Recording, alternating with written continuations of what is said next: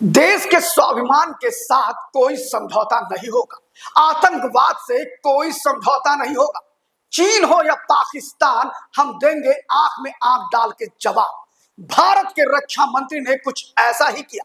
ये सारी चीजें जानने के लिए बने रहिए हमारे साथ, देखते रहिए लाइव न्यूज़ 24। मैं शिव द्विवेदी। तो आपको बता दें कि अभी हाल ही में पिछले दिनों चीन के अंदर एससीओ की मीटिंग हुई, यानी कि शंघाई सहयोग ऑर्गेनाइजेशन, जो 2001 में चीन और रशिया ने मिलकर के बनाया था। इसमें और भी कई देशों को शामिल किया था। 2017 के करीब में भारत और पाकिस्तान दोनों को एक साथ एससीओ में एंट्री मिल गई और दोनों ही देशों ने वहां पर अपना काम शुरू कर दिया। शंघाई सहयोग संगठन की अभी एक मीटिंग चल रही थी चीन में, और वहां पर भारत का नेतृत्व कर रहे थे देश के रक्षा मंत्री आदरणीय राजनाथ सिंह जी।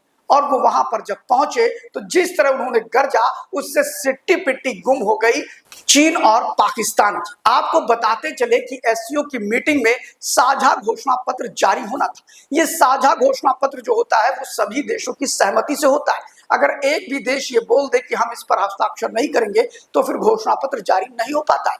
इस पूरी अगर मीटिंग की बात करें तो उसमें रक्षा मंत्री ने दो टूक शब्दों में चीन और पाकिस्तान दोनों को खूब लताड़ा। उन्होंने कहा कि जो परोक्ष रूप से या अपरोक्ष रूप से आतंकवाद होता है उस पर ड्यूअल नीति नहीं चलेगी, दोहरा रवैया नहीं चलेगा। उन्होंने सीधे सीधे चीन को खरी खोटी सुनाई कि संयुक्त राष्ट्र संघ सुरक्षा परिषद में ऐसे कई अवसर आए हैं जब खूंखार आतंकियों को लेकर भारत प्रस्ताव देता है और चीन उसको, यानी उन्होंने नाम तो नहीं लिया लेकिन कहा कुछ देश उसको रोकते हैं, इससे आतंकवाद का खात्मा नहीं हो सकता है और कोरी कल्पना में बात नहीं होगी। साथ ही उन्होंने पहलगाम जैसी घटना की भी बात करी और ऑपरेशन सिंदूर की भी बात कही। उन्होंने कहा भारत आतंकवादी घटनाओं का मुंह तोड़ जवाब देगा। हम ऑपरेशन सिंदूर हमने खत्म नहीं किया, बल्कि और तगड़े हमले करने के लिए हम बड़ी तैयारी कर रहे हैं। आपको बताते चले कि एससीओ की उस मीटिंग में जब हमारे रक्षा मंत्री राजनाथ सिंह बोल रहे थे तो उसी समय आपको बता दे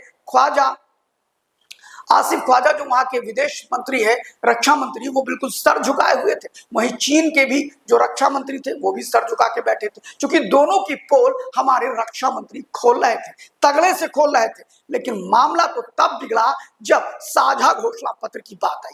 साझा घोषणा पत्र को लेकर सभी देशों ने हस्ताक्षर करने शुरू कर दिए, लेकिन भारत ने जमकर प्रतिरोध किया और साझा घोषणा पत्र पर हस्ताक्षर नहीं किए। साझा घोषणा पत्र पर हस्ताक्षर न करने की वजह क्या थी? वजह यह थी कि देश के रक्षा मंत्री ने सीधे सीधे दो टूक शब्दों में कहा कि आपने यहां पर आतंकवाद को लेकर के जिस तरह अपनी गलबैयां पाकिस्तान के साथ मिलाई हैं और जिस तरह इस पूरे साझा घोषणा पत्र में आतंकवाद को लेकर बलूचिस्तान की तो चर्चा हुई, बलूचिस्तान लिबरेशन आर्मी की तो चर्चा हुई, लेकिन उनकी चर्चा नहीं करी जिन्होंने आतंकवाद की फैक्ट्री, जो आतंकवाद का केंद्र बिंदु है, जो आतंकवाद का इपिक सेंटर है, दुनिया में आतंकवाद फैलाने के लिए जाने जाते हैं, उनकी एक बार भी चर्चा आपने नहीं करी। आपने पहलगाम आतंकी घटना की ना तो निंदा की और ना चर्चा करी। भारत ने अपने पक्ष को लेकर के जिस प्रकार का रवैया हमारे देश के रक्षा मंत्री ने एससीओ की मीटिंग में चीन की धरती पर चीन को ललकारा है और चीन के इस कार्यक्रम को उन्होंने जिस तरह से दो टूक शब्दों में